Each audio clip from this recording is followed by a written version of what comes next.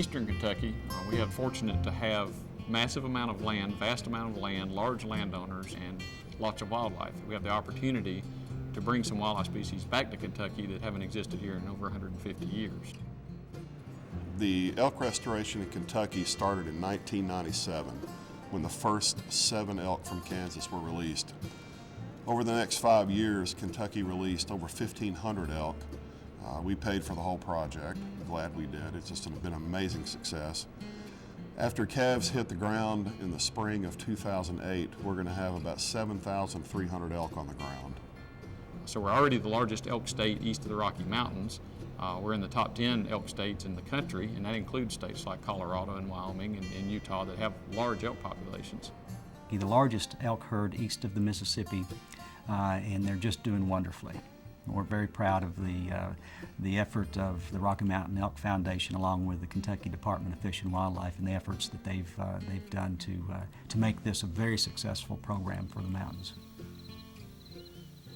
What makes this area so unique and so phenomenal as an elk viewing area, elk are grazers and they feed on clovers and orchard grass and other grasses and forbs like that.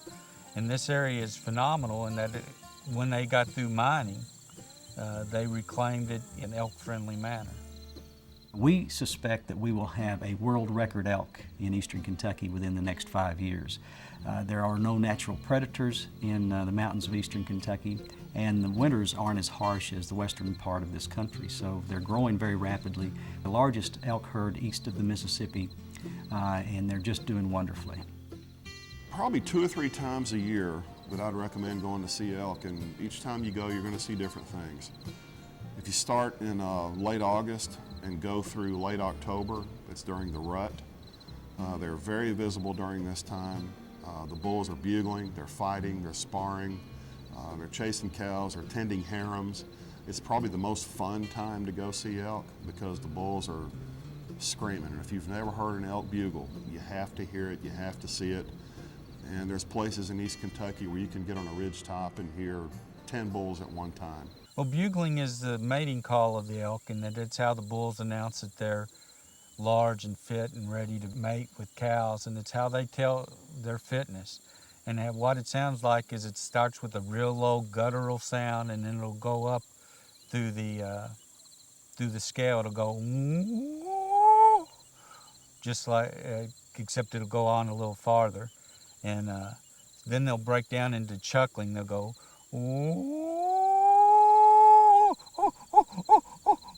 and when you get several of the bulls out there bugling together, they'll really turn each other on, and it'll just fill the hollers full of the sound. In the winter is another good time to see elk, particularly in December, January, February, and March, because that's when they get in big herds. And it's not uncommon to see a herd of anywhere from 30 to 100 elk at a time. So you can see really big herds. You can see big bachelor groups of bull elk. Late June and July can be kind of neat too, because that's after calves have been born. Most of them have been born. And the cows get into nursery groups. You'll get all the cows with calves in a certain area will get into a herd, and it's almost as if the cows take turns keeping an eye out for the kids. So you might see a herd of 15 to 20 animals with half of them being calves. And that's fun to see. And then of course in the summer, you need to go early and late. In the wintertime, you can see elk sometimes all day long. And then during the rut, a lot of times it's all day long. You can see the bulls out looking for cows. We've got 3 state parks now that offer elk tours. You can see this many elk in the eastern United States. That's pretty rare. But what we also have found that on these tours, people are very surprised at what they see on the reclaimed mine lands. You can't have elk in eastern Kentucky or anywhere in Kentucky unless you have 5% pasture land. Without mountaintop removal and mining, we would only have 3% pasture land. With the coal industry and mining, we have 7% pasture land. So elk are thriving in eastern Kentucky in association with coal mining and the reclaimed lands of eastern Kentucky. The landscapes and the habitat created by the surface mining and reclamation process really made the elk restoration possible.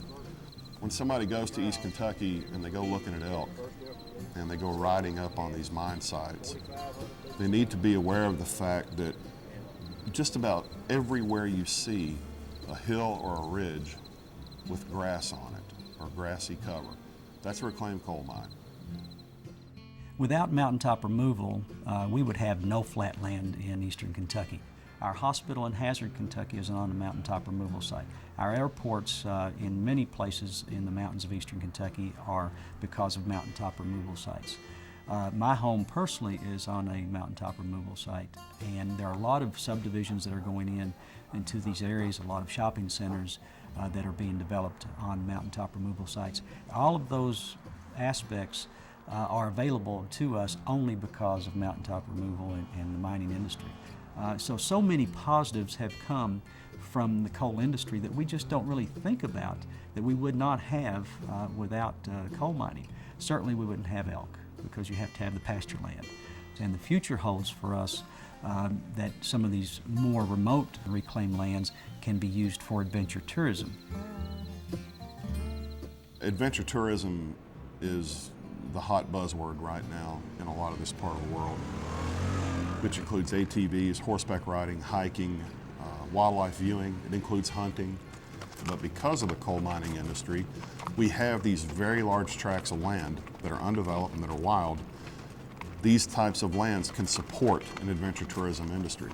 So Southeast Kentucky has something really unique to offer, and really it's an undiscovered jewel right now. Imagine a day when people will come to Kentucky, all areas of Kentucky, for a day, a weekend, a week, or maybe even a month, and do what they love to do outdoors, and travel across the state and enjoy that, and enjoy the beauty of the mountains, and enjoy the beauty of the wildlife that we have here in Kentucky that's unique to Kentucky. We can be a frontier to adventure tourism, and we're going to be a frontier to adventure tourism.